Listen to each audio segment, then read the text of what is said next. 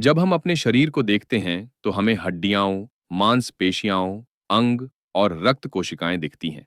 लेकिन जो चीज हम नहीं देख सकते, वही हमें सबसे ज्यादा परिभाषित करती है, हमारा माइक्रोबायोम। एलाना कॉलन की किताब 10% ह्यूमन एक चौंकाने वाला लेकिन वैज्ञानिक रूप से स्थापित दावा करती है कि हम जो इंसान कहलाते हैं वह वास्तव में सिर्फ 10% मानव कोशिकाओं से बना होता है। बाकी 90% हमारी त्वचा, आंत, मुंह और अन्य अंगों में रहने वाले खरबों माइक्रोब्स से बना है।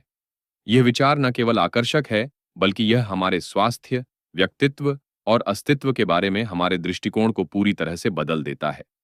जन्म से पहले हम एक बांझ वातावरण में रहते हैं, लेकिन जैसे ही हम जन्म लेते हैं, हमारी मुलाकात इस सूक्ष्म दुनिया से होती है। यदि जन्म सामान्य प्रसव से होता है, तो मां की योनि से निकलते समय नवजात शिशु उन बैक्टीरिया को ग्रहण करता है जो उसकी जीवन की पहली इम्यूनिटी और आंत प्रणाली का आधार बनते हैं। वहीं यदि बच्चा सिजेरियन सेक्शन से जन्म लेता है, तो वह उन माइक्रोब्स को नहीं पाता जो प्राकृतिक जन्म में मिलते हैं, जिससे उसका आंत का माइक्रोबायोम अलग विकसित होता है, अक्सर कम विविध और कम स्थायी। एलाना बताती हैं कि कैसे शिशु के पहले 1000 दिन माइक्रोबायोम के निर्माण में निर्णायक भूमिका निभाते हैं, और यह कि मां का दूध सिर्फ पोषण नहीं देता, बल्कि उसमें ओलिगोसैकेराइड्स नामक ऐसे तत्व होते हैं जो केवल बैक्टीरिया के लिए भोजन हैं। यह दर्शाता है कि हमारी जैविक व्यवस्था इन सूक्ष्म जीवों के साथ गहरे सहयोग में विकसित हुई है। पुस्तक इस बात पर जोर देती है कि हम अपने शरीर को एक एकल इकाई के रूप में देखने की बजाय एक जटिल सुपरओन ऑर्गेनिज्म के रूप में समझें, जिसमें मानव कोशिकाएं और माइक्रोब्स मिलकर काम करते हैं। हमारे आंत में रहने वाले ये सूक्ष्म जीव न केवल भोजन को तोड़ते और विटामिन बनाते हैं, बल्कि यह तय करने में भी भूमिका निभाते हैं कि कौन से पोषक तत्व शरीर में कैसे अवशोषित होंगे। बहुत से लोग यह नहीं जानते कि कुछ बैक्टीरिया हमारे द्वारा खाए गए रेशों को ऐसे फैटी एसिड में बदलते हैं जो हमारी भूख, चयापचय और यहाँ तक कि मस्तिष्क के व्यवहार को प्रभावित करते हैं। एलाना बताती हैं कि मोटापा, मधुमेह, एलर्जी और ऑटोइम्यून बीमारियां अक्सर एक असंतुलित माइक्रोबायोम से जुड़ी होती हैं, जिसे हम डायस्बायोसिस कहते हैं। एक स्वस्थ आंत फ्लोरा हमारे इम्यून सिस्टम को संतुलित करती है, जबकि असंतुलन होने पर शरीर स्वयं पर हमला करने लगता है, जिससे सूजन और पुरानी बीमारियां पैदा होती हैं। लेखिका यह भी दर्शाती हैं कि कैसे आधुनिक जीवन शैली, विशेष रूप से एंटीबायोटिक्स का अत्यधिक प्रयोग, प्रोसेस्ड फूड, अत्यधिक स्वच्छता और शिशुओं को फार्मूला मिल्क देना, हमारे माइक्रोबायोम के विविधता और ताकत को नष्ट कर रहा है। माइक्रोबायोम की भूमिका केवल शारीरिक स्वास्थ्य तक सीमित नहीं है, यह हमारे मानसिक स्वास्थ्य और मस्तिष्क कार्यों में भी प्रभाव डालता है। आंत को अब वैज्ञानिक दूसरा मस्तिष्क कहने लगे हैं, क्योंकि वहां 100 मिलियन से अधिक न्यूरॉन्स होते हैं और यह मस्तिष्क से सीधे तौर पर जुड़ा होता है। माइक्रोबायोम से उत्पन्न रसायन जैसे सेरोटोनिन, डोपामिन और GABA, जो मूड और चिंता पर असर डालते हैं, यही सूक्ष्म जीव उत्पन्न करते हैं। शोध से यह स्पष्ट हो गया है कि depression, anxiety, autism spectrum disorder जैसे मानसिक रोगों का संबंध माइक्रोबायोम की स्थिति से हो सकता है। जैसे जैसे वैज्ञानिक इस क्षेत्र में गहराई से शोध कर रहे हैं, यह साफ हो रहा है कि हमारे व्यवहार, पसंद नापसंद और भावनात्मक प्रतिक्रियाओं में भी माइक्रोबायोम का हस्तक्षेप है। इससे यह सवाल भी उठता है, क्या हमारे निर्णय वास्तव में हमारे अपने हैं या उन सूक्ष्म जीवों के हैं जो हमारे भीतर रहते हैं? एलाना कॉलन इस विचार को और गहराई से ले जाकर यह बताती हैं कि हम अपने माइक्रोबायोम को कैसे सुधार सकते हैं। भोजन, विशेष रूप से फाइबर युक्त प्राकृतिक और किण्वित खाद्य पदार्थ, माइक्रोब्स के लिए एक प्रकार की खुराक है। जो आहार सब्जियों, दालों और किण्वित चीजों से भरपूर होता है, वह आंत में रहने वाले अच्छे बैक्टीरिया की संख्या और विविधता को बढ़ाता है। वहीं चीनी, रेड मीट और प्रोसेस्ड फूड पर आधारित आहार हानिकारक बैक्टीरिया को पनपने का अवसर देता है। भोजन की आदतें बदलकर हम अपनी सेहत, मूड और यहाँ तक कि बीमारी से लड़ने की शक्ति को सुधार सकते हैं। एक दिलचस्प उदाहरण में वह बताती हैं कि कुछ अफ्रीकी समुदाय जो पारंपरिक भोजन खाते हैं, उनके माइक्रोबायोम में इतनी विविधता होती है कि वे कई आधुनिक बीमारियों से लगभग अछूते रहते हैं। इस भाग के अंत में पाठक को यह समझ में आने लगता है कि मानव शरीर एक अकेला योद्धा नहीं है, बल्कि यह खरबों सहयोगियों के साथ एक साझा साम्राज्य है। ये सूक्ष्म जीव हमारे भीतर गुप्त रूप से काम करते हैं, हमें हानि भी पहुंचा सकते हैं, लेकिन अधिकतर समय ये हमें जीवित रखने में ही लगे रहते हैं। 10% ह्यूमन का यह पहला भाग एक शक्तिशाली नींव रखता है, जहां एलाना कॉलन ये स्पष्ट करती हैं कि यदि हम सचमुच स्वस्थ और खुश रहना चाहते हैं, तो हमें अपने अदृश्य अंग माइक्रोबायोम की देखभाल भी उतनी ही जरूरी समझनी चाहिए जितनी कि दिल, दिमाग और फेफड़ों की। जब हम यह सोचते हैं कि हमारी आधुनिक जीवन शैली कितनी सुविधाजनक हो गई है, स्वच्छ पानी, ताजगी से भरा पैक्ड भोजन और घातक बीमारियों से बचाने वाली दवाएं, तो हम अक्सर यह नहीं समझ पाते कि इस सब के पीछे एक अदृश्य कीमत चुकाई जा रही है। एलाना कॉलन का अगला अध्याय इस असुविधाजनक सच्चाई की ओर हमारा ध्यान ले जाता है कि जिस प्रगति को हम स्वास्थ्य और स्वच्छता का प्रतीक मानते हैं, वही हमारे भीतर के जीवन को, हमारे माइक्रोबायोम को चुपचाप नष्ट कर रही है। जब हम अत्यधिक साफ सफाई करते हैं, हर जगह एंटीबैक्टीरियल साबुन और सैनिटाइजर का उपयोग करते हैं, तो हम केवल कीटाणुओं को नहीं मारते, हम उन सहायक जीवों को भी मिटा रहे होते हैं जो हमारे शरीर के प्राकृतिक संतुलन के लिए जिम्मेदार हैं। एलाना बताती हैं कि यह हाइजीन हाइपोथेसिस आधुनिक विज्ञान में गहराई से स्थापित हो चुकी है कि अत्यधिक स्वच्छता ने हमारी इम्यून प्रणाली को प्रशिक्षित करने का अवसर ही छीन लिया है। जहां पहले बच्चों को मिट्टी में खेलने, जानवरों के साथ रहने और प्राकृतिक वातावरण में पनपने की छूट होती थी, अब वे शहरी अपार्टमेंटों में बंद हो गए हैं, जहां न जीवों से संपर्क होता है, न ही जैव विविधता से। परिणाम स्वरूप एलर्जी, अस्थमा, एक्जिमा और अन्य इम्यून संबंधी विकार अब तेजी से बढ़ रहे हैं। एलाना ने कई केस स्टडीज का उल्लेख किया है जिनमें दिखाया गया है कि ग्रामीण इलाकों में पले बढ़े बच्चों को शहरी बच्चों की तुलना में कम एलर्जी होती है, क्योंकि वे अधिक विविध माइक्रोबायोम के संपर्क में रहते हैं। यह विविधता इम्यून सिस्टम को संतुलन सिखाती है, किस पर हमला करना है और किसे बख्श देना है। लेकिन आज का बच्चा ज्यादातर समय एक बांझ वातावरण में रहता है और उसका शरीर दोस्त और दुश्मन के बीच फर्क करना भूल गया है। यही कारण है कि अब शरीर फूलों के पराग, भोजन के कण या अपनी ही कोशिकाओं को शत्रु समझ बैठता है और उन पर हमला करता है, की ओर ध्यान आकर्षित करती हैं।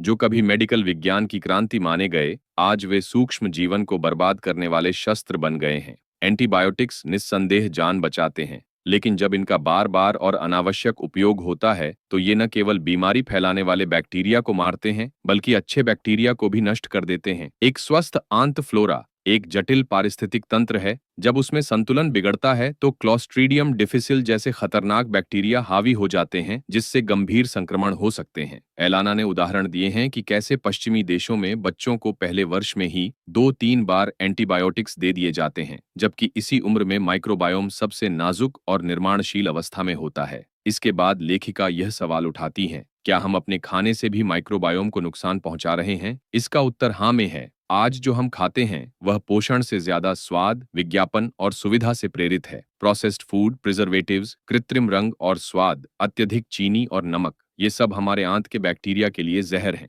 जो खाद्य पदार्थ कभी हमारे पूर्वजों की थाली में हुआ करते थे, जैसे साबुत अनाज, किण्वित भोजन, मौसमी फल, हरी सब्जियां, अब वे महज परंपरा बनकर रह गए हैं। फाइबर, जो माइक्रोबायोम का मुख्य ईंधन है, हमारे आहार से लगभग गायब हो चुका है। फाइबर न खाने से अच्छे बैक्टीरिया भूखों मरने लगते हैं और खराब जीव हावी हो जाते हैं, जिससे पेट फूलना, गैस, कब्ज, चिड़चिड़ापन और कई अन्य समस्याएं जन्म लेती हैं।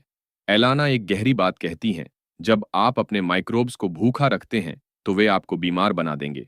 किताब में एक प्रयोग का उल्लेख किया गया है, जिसमें एक समूह को एक सप्ताह के लिए सिर्फ प्रोसेस्ड फूड खिलाया गया और दूसरे को पौधों पर आधारित प्राकृतिक भोजन।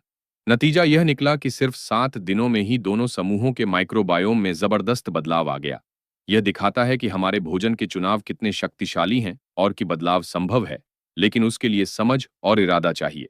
एलाना आगे बताती हैं कि बहुत से लोग जो डाइटिंग करते हैं, वे यह नहीं समझते कि सिर्फ कैलोरी गिनने से बात नहीं बनती।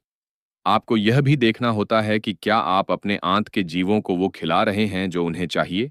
उदाहरण के लिए, कुछ बैक्टीरिया ऐसे होते हैं जो शरीर को वसा संग्रहित करने के लिए प्रेरित करते हैं। यदि वे ज्यादा हो जाएं, तो आप कितना भी डाइट करें, वजन कम नहीं होगा। मानव इतिहास में कृषि की शुरुआत और फिर औद्योगिक क्रांति ने हमारे आहार को पूरी तरह बदल डाला। पहले जहां मनुष्य विविध भोजन खाता था, वहीं अब पूरी मानव जाति सीमित खाद्य समूहों पर निर्भर हो गई है। मकई, गेहूं, चावल और चीनी आधारित उत्पादों पर। यह विविधता की कमी भी माइक्रोबायोम की विविधता को सीमित करती है। जब हम हर दिन एक ही तरह का खाना खाते हैं, तो हमारे भीतर रहने वाले जीवों को भी सीमित पोषण मिलता है, जिससे कुछ प्रकार के बैक्टीरिया विलुप्त हो जाते हैं। यह जैविक गरीबी मानसिक और शारीरिक गरीबी में तब्दील हो सकती है। दर्शाती हैं कि केवल भोजन और दवा ही नहीं, बल्कि जन्म प्रक्रिया, शिशु के पालन पोषण की पद्धति और यहाँ तक कि हमारी सोशल लाइफ भी माइक्रोबायोम पर असर डालती है। जिन बच्चों को सी सेक्शन से जन्म दिया गया, जिनको फार्मूला दूध दिया गया, जो प्रकृति से दूर और स्क्रीन के पास बड़े हुए, उनके माइक्रोबायोम में कमी देखी गई है। वहीं जो बच्चे मिट्टी में खेलते हैं, पालतू जानवरों के संपर्क में रहते हैं और पारंपरिक आहार खाते हैं, उनके भीतर जीवों की दुनिया अधिक मजबूत होती है। यह भाग एक गहरी चेतावनी के साथ समाप्त होता है कि यदि हम इस अदृश्य जीवन की कद्र नहीं करेंगे, तो हमारी मानवता का बड़ा हिस्सा हमसे छिन जाएगा। हम बीमार होते रहेंगे, अवसाद से जूझते रहेंगे और यह सब हमें समझ भी नहीं आएगा कि असली कारण हमारे भीतर मरती जा रही जैव विविधता है। एलाना की यह बात बहुत मार्मिक है कि मानव शरीर एक अकेला शरीर नहीं है, यह एक पारिस्थितिक तंत्र है और पारिस्थितिक तंत्र तभी फलता फूलता है जब उसमें विविधता, संतुलन और सहयोग बना रहे।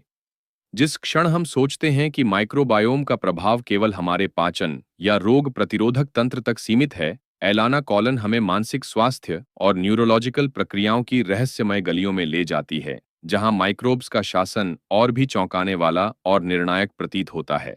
जैसे जैसे विज्ञान विकसित हुआ, यह स्पष्ट होता गया कि हमारे मस्तिष्क और आंत के बीच गहरा संबंध है, एक दो तरफा राजमार्ग जिसे वैज्ञानिक गट ब्रेन एक्सिस कहते हैं।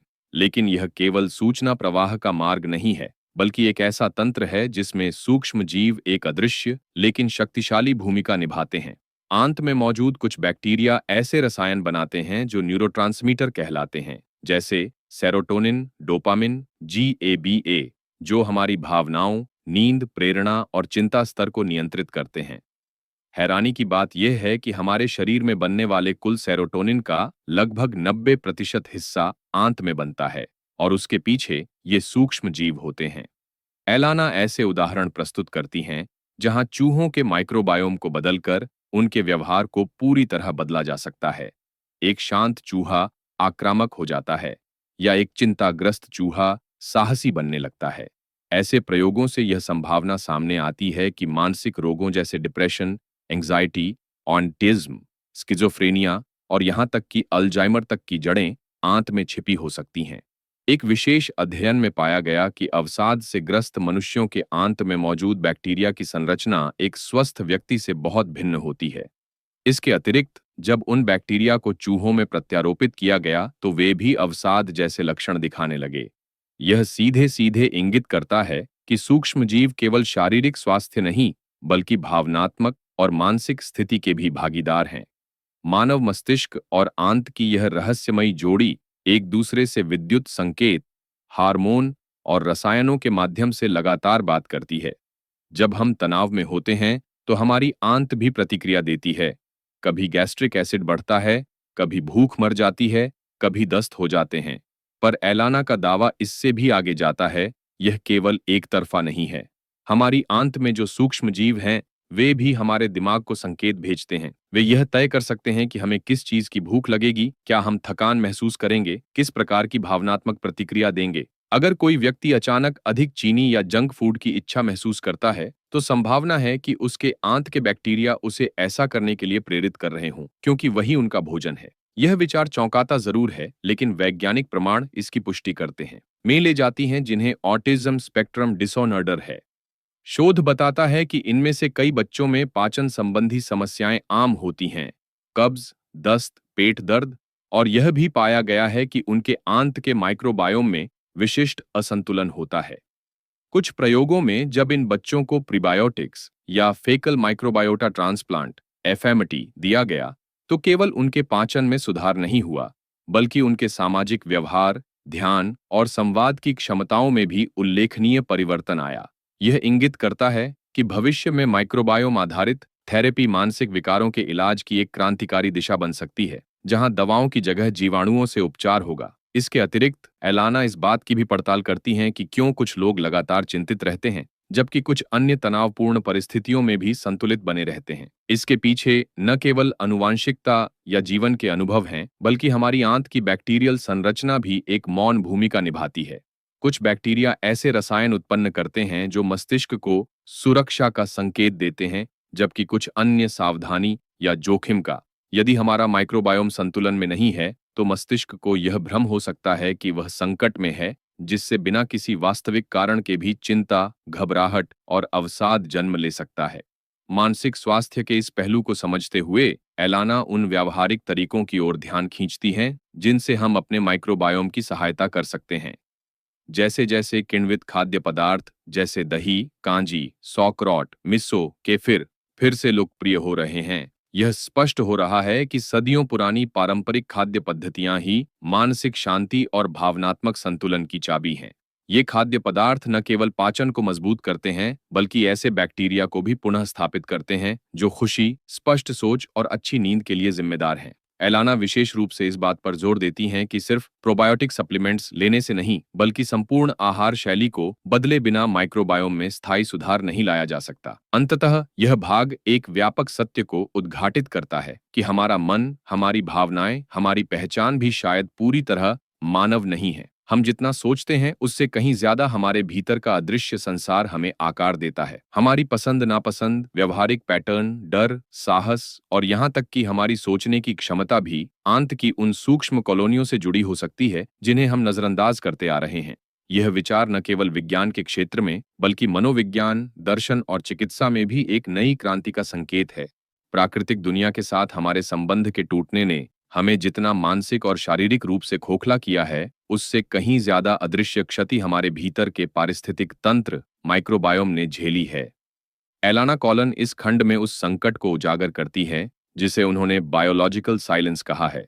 एक ऐसी अवस्था जहां हमारे शरीर में वह जीवंत कोलाहल समाप्त हो रहा है जो अरबों वर्षों के सह अस्तित्व ने रचा था। हमने रोगाणुओं को दुश्मन मानते हुए हर संभव तकनीक का उपयोग करके उन्हें मिटा देने का प्रयास किया। क्लोरीन से भरे जल, एंटीबायोटिक भरे पशु, कीटनाशकों से सने खेत और पैकेजिंग में बंद ऐसा भोजन जो महीनों तक खराब न हो। लेकिन इसी लड़ाई में हमने अपने ही मित्र जीवों को भी खो दिया। एलाना इस खंड में एक दिलचस्प विचार प्रस्तुत करती हैं कि हम एक ऐसी दुनिया में जी रहे हैं जो स्टरलाइज्ड लेकिन बीमार है। हमारे हाथ साफ हैं लेकिन शरीर बीमार है। भोजन सुरक्षित है परंतु पाचन कमजोर है। अस्पताल अत्याधुनिक हैं लेकिन पुरानी बीमारियां रोजमर्रा का हिस्सा बन चुकी हैं। यह विरोधाभास इस बात की ओर इशारा करता है कि बीमारी केवल बाहरी संक्रमण से नहीं होती, वह भीतर के संतुलन के बिगड़ने से भी होती है। एलाना बताती हैं कि माइक्रोबायोम को स्वस्थ रखने का अर्थ केवल पेट को ठीक रखना नहीं है, बल्कि पूरे शरीर को जीवंत बनाए रखना है, जिसमें मेटाबॉलिज्म, हार्मोन उत्पादन, न्यूरोलॉजिकल संचार और यहाँ तक कि कोशिकीय ऊर्जा उत्पादन भी शामिल है। वह फिर यह सवाल उठाती हैं, क्या हम अपने माइक्रोबायोम को वापस ला सकते हैं? क्या यह संभव है कि हम उस जैव विविधता को पुनः आमंत्रित करें जिसे हमने खुद नष्ट किया? उत्तर है हाँ, लेकिन इसके लिए हमें प्रकृति के साथ संबंध फिर से स्थापित करना होगा। यह कोई औषधीय कार्य नहीं, बल्कि जीवन शैली में परिवर्तन का आंदोलन है। एलाना उदाहरण देती हैं उन जनजातियों का जो अभी भी प्राकृतिक परिवेश में रहते हैं, जैसे अमेजन के यानामामी लोग या अफ्रीका के हड्जा शिकारी। इनके शरीर में आज भी वो माइक्रोबियल विविधता पाई जाती है जो हमारे पूर्वजों में थी। और यह इस बात का प्रमाण है कि मानव शरीर कैसे स्वाभाविक रूप से एक जैविक प्रणाली के रूप में कार्य करता है यदि उसे बाहरी हस्तक्षेपों से मुक्त रखा जाए। वह यह भी दिखाती हैं कि माइक्रोबायोम को पुनः संरचित करने के लिए केवल पूरक आहार या सप्लीमेंट्स पर्याप्त नहीं है। इसके लिए हमें मिट्टी से संपर्क, जानवरों के साथ सह अस्तित्व, विविध खाद्य समूहों का सेवन और तनाव मुक्त जीवन शैली अपनानी होगी। उदाहरण के लिए, जिन लोगों के पास पालतू कुत्ते होते हैं, उनके घरों में माइक्रोबायोम अधिक विविध होता है, क्योंकि जानवर कई बाहरी जीवों को घर में लाते हैं और बच्चों को प्राकृतिक जीवों से संपर्क मिलता है। एलाना विशेष रूप से माताओं की भूमिका पर जोर देती है, जैसे कि शिशु का प्राकृतिक जन्म, स्तनपान और बाहरी परिवेश में उसका समय बिताना। ये सभी प्रारंभिक जीवन में माइक्रोबायोम की नींव रखते हैं, जो आगे चलकर उसके मानसिक, प्रतिरक्षा और पाचन स्वास्थ्य को निर्धारित करता है। माइक्रोबायोटा ट्रांसप्लांट की बात को आगे बढ़ाते हुए यह भी स्पष्ट करती हैं कि यह तकनीक अब केवल प्रयोगशाला की वस्तु नहीं रही। अब कई चिकित्सकीय संस्थान इसे गंभीर आंत संक्रमण जैसे सी डिफिसिल के इलाज के लिए मान्यता प्राप्त चिकित्सा विधि के रूप में उपयोग कर रहे हैं। लेकिन इसके पीछे का सिद्धांत यही है, एक स्वस्थ व्यक्ति के जीवों को एक बीमार व्यक्ति में डालना ताकि वहां जैविक संतुलन फिर से स्थापित हो सके। यह चिकित्सा पद्धति इस बात की ओर इशारा करती है कि आने वाले भविष्य में डॉक्टर केवल बैक्टीरिया को मारने वाले नहीं होंगे, बल्कि उन्हें स्थापित करने वाले बनेंगे। एक तरह से यह चिकित्सा नहीं, जैविक पुनर्रचना है। एलाना इसके बाद वैश्विक दृष्टिकोण अपनाते हुए बताती हैं कि कैसे हमारी खाद्य आपूर्ति प्रणाली भी इस संकट को बढ़ा रही है। जो भोजन हमें बाजार में मिलता है, वह उत्पादन से लेकर प्रसंस्करण तक की हर अवस्था में इतने कृत्रिम हस्तक्षेपों से भरा होता है कि उसमें जीवों के लिए कुछ बचता ही नहीं। चाहे वह पेस्टिसाइड्स हों, रासायनिक उर्वरक, एंटीबायोटिक युक्त मांस या अल्ट्रा प्रोसेस्ड पैकेजिंग, इन सब का समुच्चय एक ऐसी दुनिया का निर्माण करता है जहां भोजन पेट भर सकता है, लेकिन जीवन नहीं दे सकता। खाद्य में जो जीवित गुण होना चाहिए, वह गायब हो चुका है। वह हमें एक ऐसे मोड़ पर खड़ा पाता है जहां अधिक खाने के बावजूद शरीर कुपोषण का शिकार है, क्योंकि वह भोजन जो हम खा रहे हैं, उसमें न तो माइक्रोब्स हैं और न ही उनके लिए पोषण। इस खंड का अंतिम भाग एक उम्मीद भरे सुर में समाप्त होता है। एलाना कहती हैं कि माइक्रोबायोम को पुनर्स्थापित करना कोई असंभव कार्य नहीं, बल्कि एक सामूहिक जागरूकता की मांग है। यह परिवर्तन चिकित्सा से नहीं, बल्कि जीवन शैली और सोच में बदलाव से संभव है। हमें अपने भोजन, अपने परिवेश, अपनी प्राथमिकताओं और यहाँ तक कि अपने डर को भी दोबारा परिभाषित करना होगा। वह जीवन जो हमने आधुनिकता के नाम पर गढ़ा है, वह सुविधाजनक जरूर है, लेकिन पोषण और संपर्कहीन है। माइक्रोब्स हमें याद दिलाते हैं कि जीवन केवल हमारी कोशिकाओं का नहीं, बल्कि हमारी सीमाओं से परे फैली जीवंतता का भी विस्तार है। यह स्वीकार करना कि हम पूरी तरह मानव नहीं हैं, बल्कि एक सहजीवी अस्तित्व हैं, शायद हमारे भविष्य का सबसे जरूरी पहला कदम है। जिस क्षण हम यह स्वीकार कर लेते हैं कि हम केवल एक जैविक इकाई नहीं, बल्कि अरबों सूक्ष्म जीवों के साथ साझा जीवन जी रहे हैं, उस क्षण से हर नीति, हर चिकित्सा पद्धति और हर जीवन शैली चयन एक नई दृष्टि से देखने योग्य बन जाता है। एलाना कॉलन इस भाग में हमारी आंखें खोलती हैं कि कैसे संस्थागत निर्णय, सरकारी नियम, अस्पतालों की प्रक्रिया, भोजन की विनिर्माण प्रणाली हमारे माइक्रोबायोम को प्रभावित कर रहे हैं और परिणाम स्वरूप हमारे स्वास्थ्य को भी। एक तरफ विज्ञान हमें चेतावनी दे रहा है कि माइक्रोब्स का क्षरण मानव अस्तित्व के लिए खतरा है, वहीं दूसरी ओर हम नीतिगत रूप से ऐसी दुनिया बना रहे हैं जो रोगाणुओं को ही समाप्त करने पर तुली हुई है। एलाना इंग्लैंड और अमेरिका जैसे विकसित देशों की उन नीतियों का विश्लेषण करती हैं जिनमें साफ सफाई और संक्रमण नियंत्रण के नाम पर ऐसे मानक स्थापित किए गए हैं जो अनजाने में हमारी जैविक सुरक्षा को कमजोर कर रहे हैं। उदाहरण के लिए, अस्पतालों में जन्म लेने वाले बच्चों को अक्सर सी सेक्शन द्वारा जन्म दिया जाता है और उनके संपर्क में आने वाली हर चीज को स्टरलाइज किया जाता है। एलाना समझाती हैं कि इस साफ प्रक्रिया में शिशु को मां की जन्म नली से मिलने वाले माइक्रोब्स से वंचित कर दिया जाता है, जो कि उसके प्रतिरक्षा और पाचन तंत्र की नींव बनाते। परिणाम स्वरूप उन बच्चों में एलर्जी, अस्थमा, मोटापा और अन्य चिरकारी बीमारियों की संभावना अधिक होती है।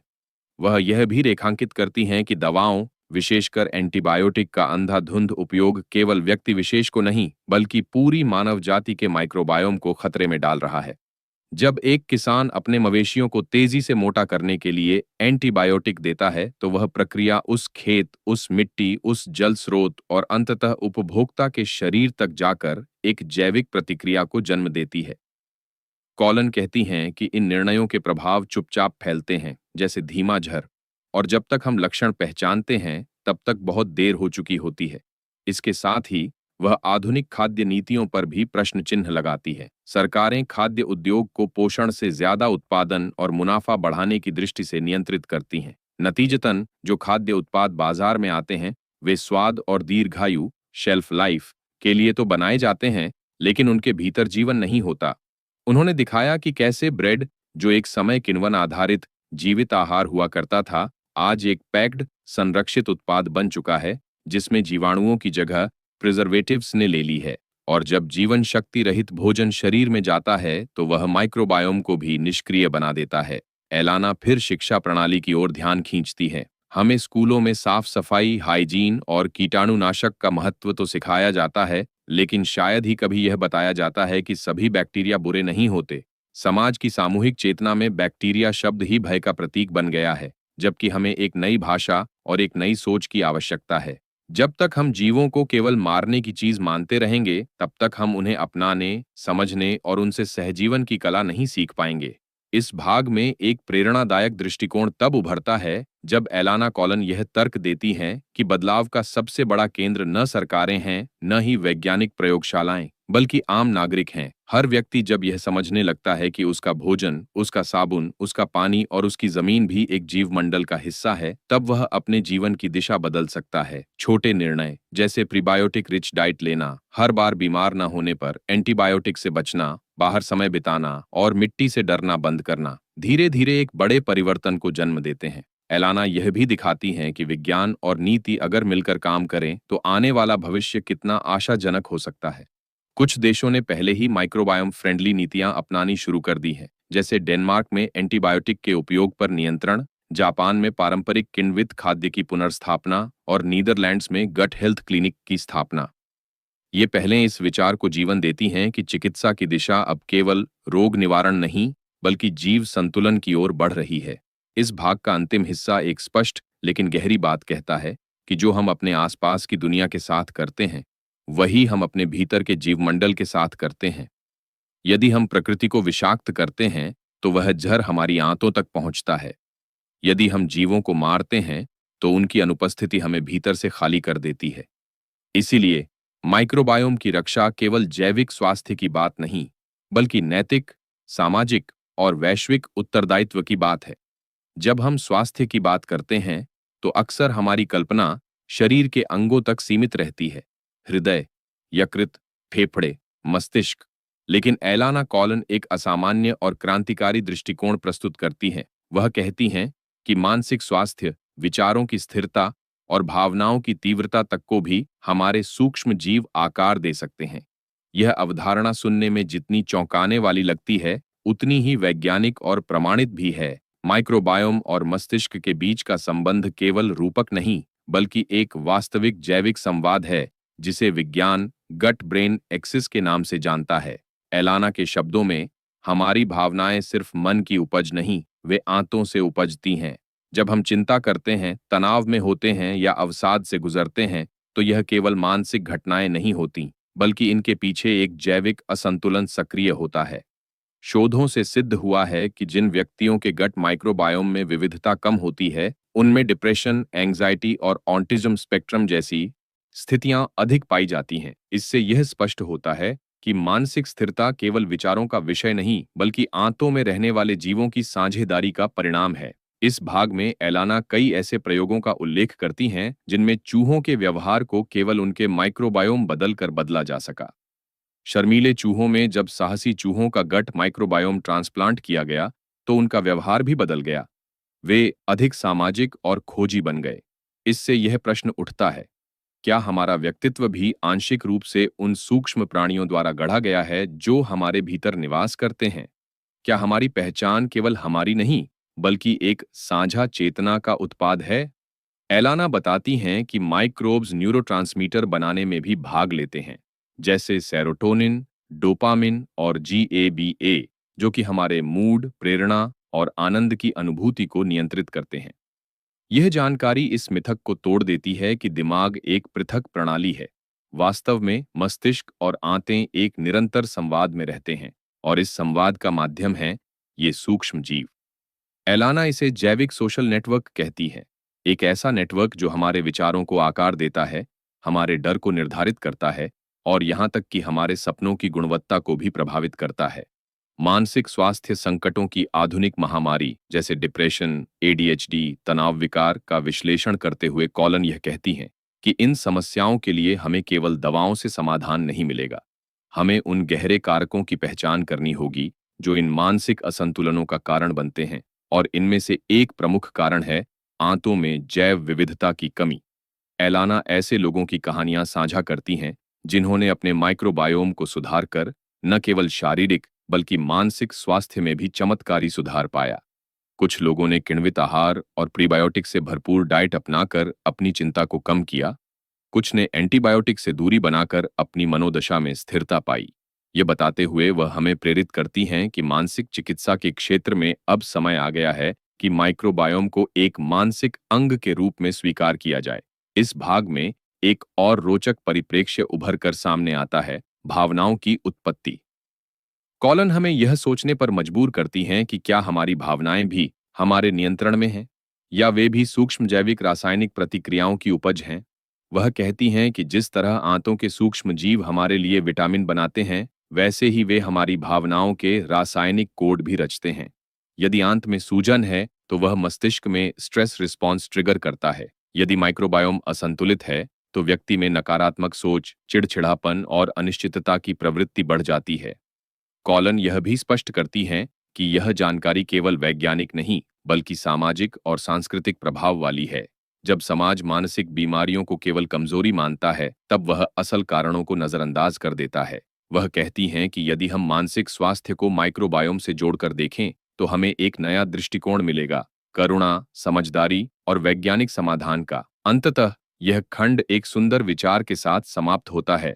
स्वस्थ मस्तिष्क के लिए हमें केवल प्रेरक विचारों की नहीं, बल्कि सहयोगी जीवों की भी आवश्यकता है। माइक्रोब्स हमारे अकेलेपन में साथी बन सकते हैं, यदि हम उन्हें सुनें, उन्हें पोषण दें और उन्हें पहचानें। मानसिक स्वास्थ्य की यात्रा सिर्फ आत्मनिरीक्षण की नहीं, बल्कि आत्मजैविक मेलजोल की भी है। प्रकृति के जटिल ताने बाने में जब हम सूक्ष्म जीवों की भूमिका पर ध्यान देते हैं, तो हमें एहसास होता है कि ये अदृश्य जीव पृथ्वी के जीवन के सबसे महत्वपूर्ण स्तंभ हैं। में यह स्पष्ट करती हैं कि माइक्रोबायोम केवल हमारे शरीर का हिस्सा नहीं, बल्कि पृथ्वी के विशाल जैविक नेटवर्क का अभिन्न अंग है। सूक्ष्म जीवों के बिना न तो पौधे स्वस्थ रह सकते हैं, न ही जानवर और न ही मानव। वे मिट्टी को उपजाऊ बनाते हैं, जल चक्र को संतुलित करते हैं और वातावरण को शुद्ध रखने में मदद करते हैं। हमारी आंतों में जो जीव रहते हैं, वे उसी जैविक विविधता के मंथन का एक सूक्ष्म प्रतिबिंब हैं, जो पृथ्वी के हर कोने में फैली है। एलाना बताती हैं कि जब हमने अत्यधिक कीटनाशकों और रासायनिक उर्वरकों का उपयोग शुरू किया, तो हमने न केवल अपने खेतों की मिट्टी की जान ली, बल्कि वहां रहने वाले सूक्ष्म जीवों की शक्ति को भी खत्म किया। इसका प्रत्यक्ष असर कृषि उत्पादकता और खाद्य पोषण गुणवत्ता पर पड़ा, जो आज हम एक वैश्विक संकट के रूप में देख रहे हैं। वह उदाहरण के तौर पर कहती हैं कि जापान में पारंपरिक खेती और किण्वन विधि अब धीरे धीरे पुनः प्रचलित हो रही है, क्योंकि वहां वैज्ञानिक मानते हैं कि स्वस्थ मिट्टी में जीवों की संख्या और विविधता जितनी अधिक होगी, उतनी ही पौधों का पोषण स्तर बेहतर होगा। आगे एलाना इस बात पर प्रकाश डालती हैं कि हमारा माइक्रोबायोम और प्राकृतिक जैवमंडल एक दूसरे के प्रतिबिंब हैं। जब मानव शरीर में सूक्ष्म जीवों की विविधता घटती है, तो हमारे आसपास की प्रकृति में भी जैविक विविधता संकट में आ जाती है। वह बताती हैं कि शहरीकरण, प्रदूषण और प्राकृतिक आवासों के विनाश के कारण पृथ्वी के माइक्रोबियल नेटवर्क में भारी कमी आई है और इसका सीधा प्रभाव मानव स्वास्थ्य पर पड़ रहा है। उदाहरण के लिए, शहरी क्षेत्रों के बच्चों में एलर्जी और ऑटोइम्यून रोगों की दर ग्रामीण इलाकों की तुलना में अधिक पाई जाती है, जो माइक्रोबायोम की कमी के कारण होता है। एलाना यह भी साझा करती हैं कि हमारे पूर्वजों का जीवन प्राकृतिक वातावरण के साथ अनोखे मेलजोल पर आधारित था, जहां वे मिट्टी, जल और जीव जंतुओं के साथ गहरे संपर्क में रहते थे। इस संपर्क ने न केवल उनकी प्रतिरक्षा प्रणाली को मजबूत किया, बल्कि उनके माइक्रोबायोम को भी विविध और स्वस्थ रखा। वर्तमान में, जब हम प्लास्टिक, कीटनाशक और क्लोरीन युक्त पानी से घिरे हुए हैं, तो हमारा शरीर भी उसी प्रकृति की कमी महसूस करता है। यह कमी आंतों के स्वास्थ्य में कमी के रूप में प्रकट होती है, जो आगे चलकर पुरानी बीमारियों और मानसिक असंतुलन की जड़ बनती है। इस खंड में एलाना एक दार्शनिक दृष्टिकोण भी प्रस्तुत करती है कि मानव और प्रकृति के बीच जो भेद हम बनाते हैं, वह काल्पनिक है। वास्तव में मानव केवल पृथ्वी के जीवमंडल का एक हिस्सा है और माइक्रोबायोम इस सीमा को धुंधला कर देता है। हमारी आंतों में रहने वाले सूक्ष्म जीव मिट्टी में रहने वाले जीवों के समान हैं और हम एक विशाल जैविक वेब के भीतर जुड़े हुए हैं। इस समझ के साथ एलाना एक नए बायो इकोलॉजिकल युग की कल्पना करती है, जहां मानवता और प्रकृति के बीच एक सहजीवी, सम्मानजनक रिश्ता होगा। वह इस बदलाव को तब तक असंभव मानती है जब तक हम अपने पर्यावरण के प्रति अपनी जिम्मेदारी को गंभीरता से न लें। सिर्फ व्यक्तिगत स्तर पर माइक्रोबायोम का ध्यान रखना ही नहीं, बल्कि व्यापक स्तर पर जैविक विविधता की रक्षा, प्राकृतिक आवासों का पुनर्निर्माण और प्रदूषण को कम करना आवश्यक है। एलाना विश्व समुदाय को यह संदेश देती हैं कि हम पृथ्वी के माइक्रोबियल नेटवर्क के अभिन्न अंग हैं और इसे बचाने में हमारी सफलता हमारे अस्तित्व की सफलता है। यह भाग पृथ्वी और मानव माइक्रोबायोम के बीच के गहरे अंतर्संबंध की सुंदर तस्वीर खींचता है और हमें याद दिलाता है कि हम कितने नाजुक और मूल्यवान जैविक प्रणाली के अभिन्न अंग हैं। सूक्ष्मजीव हमें यह समझने में मदद करते हैं कि हमारा स्वास्थ्य केवल हमारी कोशिकाओं तक सीमित नहीं, बल्कि पृथ्वी की समग्र जैव विविधता से गहराई से जुड़ा हुआ है। दोस्तों, आज हमने जाना कि हमारी सेहत और पूरी पृथ्वी का स्वास्थ्य कितना गहरे से जुड़ा हुआ है, एक अदृश्य लेकिन बेहद महत्वपूर्ण दुनिया से, जो हमारे अंदर और हमारे आसपास मौजूद है। अगर आपको यह सफर पसंद आया हो, तो इसे अपने दोस्तों के साथ जरूर शेयर करें, ताकि वे भी इस ज्ञान से समृद्ध हो सकें। आपकी एक छोटी सी कोशिश ही दुनिया में बड़ा बदलाव ला सकती है। अगर आपको यह जानकारी उपयोगी लगी हो, तो नीचे लाइक जरूर करें और ऐसे और ज्ञानवर्धक कंटेंट के लिए हमारे चैनल को सब्सक्राइब करना न भूलें। आपकी प्रतिक्रियाएं और सुझाव हमारे लिए बहुत मायने रखते हैं, तो कमेंट सेक्शन में जरूर बताएं कि आप किस विषय पर अगली बार चर्चा करना चाहेंगे। हम मिलकर इस सफर को आगे बढ़ाएंगे, क्योंकि असली बदलाव तब होता है जब हम साथ मिलकर सीखते हैं और समझते हैं।